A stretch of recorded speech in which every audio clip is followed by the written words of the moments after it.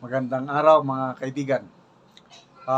Gusto kong pag-usapan natin ngayon ang panibagong kaso na naisampa sa Korte Suprema laban sa Kongreso. Speaker Martin Romualdez, Senator Chis Escudero, and Executive Secretary Lucas Bersamin. Panibagong kaso ito.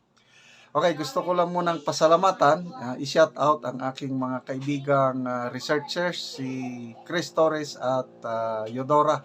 Salamat sa pagpapadala nyo sa akin ng mga post, articles, and videos, kaya nakakagawa ko ng mga reaction vlog. Ito, padala nila sa akin. Sabi, General, update report, sabi niya, panibagong kaso na isampa. Ito, SMNI News, posted 1 hour ago.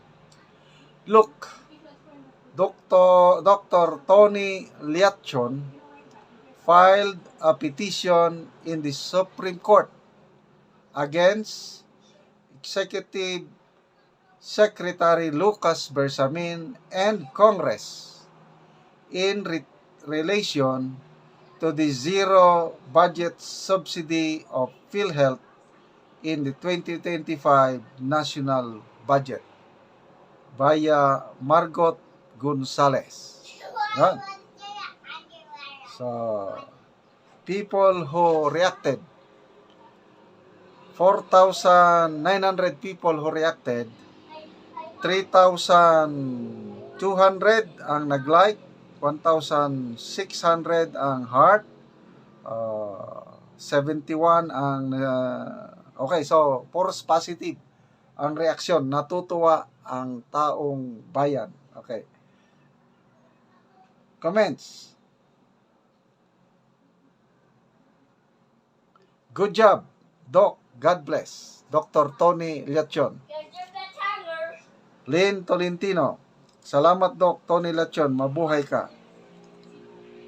Judy Espirito Mejia. Naku po. Bakit nyo naman kasi zinero budget ang PhilHealth, tanging pag-asa ng mga Pilipino? Matakaw pa sa pera ang gobyerno ni Dayunyor, pati hindi nila pera pinakikialaman. Kakapal ng mukha, wala pang mga utang na loob, ang sakit. Si Inday Skel, very good, mas makakatulong ito para mas mapawalang bisa and to be declared unconstitutional ang National Budget 2025. Mas lalong madidiin yung mga naunang kinasuhan about 2025 National Budget. Mukha mas lalong maiipit si Martin Romualdez, Saldico, Gracefo at Chis Escudero nito. Okay, so may nabasa akong post kanina. Ngayong araw na ito, February 25, yung pangalawang oral argument na isinet ng Korte Suprema doon sa unang petisyon na naisampa tungkol pa rin sa PhilHealth. Ang mga nagsampa nito sina Senator Coco Pimentel, ang bayan muna sina Nery Colmenares at iba pa. So tungkol pa rin ito sa PhilHealth, parang pinapatigil ng mga petitioner na yung pag-transfer ng pundo mula PhilHealth papunta sa National Treasury. At umaksyon nga kaagad ang Supreme Court, kaya nagkaroon na ng temporary restraining order.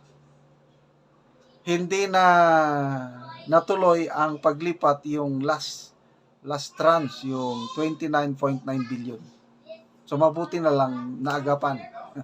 Kasi kung hindi nag-file ng petition sina Senator Coco Pimentel at ang bayan muna, baka ngayon na-transfer na lahat. So nagkaroon na ng unang oral arguments, I think last month. Ngayon ang pangalawa. So sa tingin ko, parang dehado ang mga respondents kasi yung Associate Justice ng Supreme Court, yung nag-interpellate,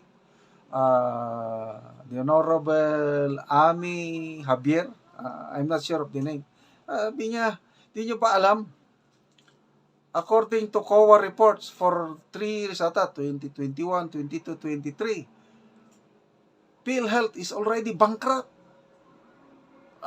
So, bankrupt, nako. Tapos nabasa ko pa kanina, I don't know how true itong nabasa ko doon sa post, na ang gustong kunin ng Congress is 250 billion sana ang kunin nila sa PhilHealth.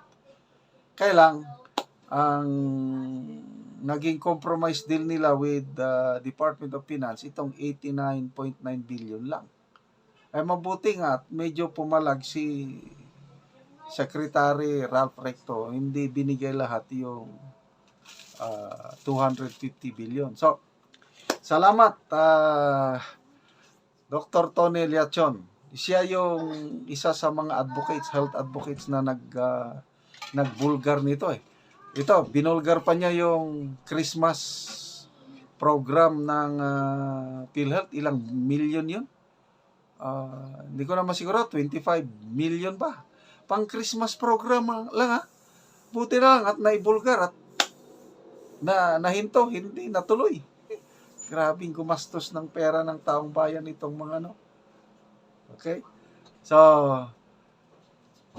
tapos yung ifinalding kaso ni Atty. Vic, February 28, preliminary conference na. Yung constitutionality naman ng 2025 kaso, wala na, sumasakit ang ulo na ang administrasyong ito sa kasasampa ng kaso.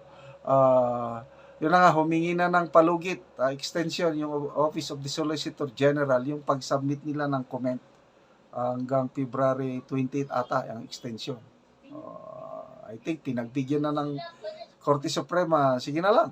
So parang nahihirapan na sila, but this is part of our legal processes, democratic processes. So umasa lang po tayo. Let's put our trust and hope sa Korte Suprema. Okay mga kaibigan, salamat sa inyong palaging panonood sa ating channel. Nagkakaroon tayo ng income dahil sa inyo at itinutulong natin ang ating income pagtulong sa tribong Talaandig.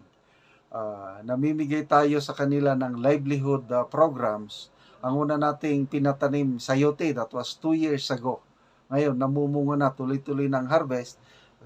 Ngayon, nagpapatanim tayo ng saging lakatan. Libre ang seedlings, abono, technology, paanong pagpatubo. So, ang kasabihan nga, do not just give them fish, but teach them how to fish. Kung may itinanim, may aanihin. Panoorin nyo ang video na ito, kabalikat kayo sa pagtulong sa tribo. Ituloy nyo lang po ang panonood, lalo na yung hindi nyo pag-skip ng ads. Ako sa taniman ni Manoy Sidreno nga sayote nga bayabason. Og ako isang dolon. Mayong buntag manang! Mayong buntag. Nagunsa man ka diya manang? Nanggasing ni siya. Giin mong gihinluan imong sayutihan. Amo ni kay aron dali magdaghan ang sayut unod niya. Dagan man kayo kuno imong sayuti manang. Daghan ni kaayo. Oo. Tanaw niyo, daghan kaayo ni siya. Oo, mura mag mga baligya. Awa, mura nig baligya. Oo, daghan kayo. Daghan ni kaayo. Oo, kini. Daghan kayo nga inyong kuano? Oo. Hapit na ni nagturok. Oo, hapit na na. Siya tanawan na Gulang na siya. Guwang na ni siya. Oo. Anom na ni namo. Inyong sumilyahon. Sumilya namo ni. Oo, so karon inyo gining ipadaghan. Padaghan na namo. Busa nagkinanglan niyo kanang kuan. Ite. Oo. Aron dali ni magdaghan. Oo. Ang sayute dapat na ay ite. Oo. Oo, kay Ang among programa. oo, kay kung inyong maitihan dali ra mangunod o tambok pod. Tambok. Oo. Lagi daghan kayo unod o. Mo ni padaghanon namo ni kay aron nga arang-arang manggon ni siya og presyo. Arang-arang siya og presyo. Oh. Mahal-mahal ni kay bayabason. Ni siya.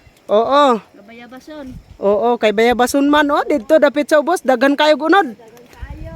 Oo. Mga dagko kayo. Mga dagko kayo kini kay upat ka buok o. Nagkuha na gani kog similyo. Nagkuha na kag similya. Padaghana sa dang imuha manoy. Padaghanon sa na kuning ako Oo, nga kuan kanang nangayo ka kang Manoy, si Drino. Oo, kay daghan man iya ha. Mangayo pod ko ani Manoy. Oo, kay ang uban naglutod na. Pero nang ginanglan gyud may Iti. tag-itig yun. Oo, iti ang kinanglan anip sa pagpananom. Kulang pag yun o itik. Oo. Lagi kay daghan gid kaayo ang unod niya. Kay alamong income karon dito pag yun sa pambugas lamang wa pay budget sa itik. Oo, pambugas. Sa karon manginanglan gyud may kinsay gusto mo suporta. Oo. Tanaw sa YouTube. Oo. So mangayo gyud mig suporta.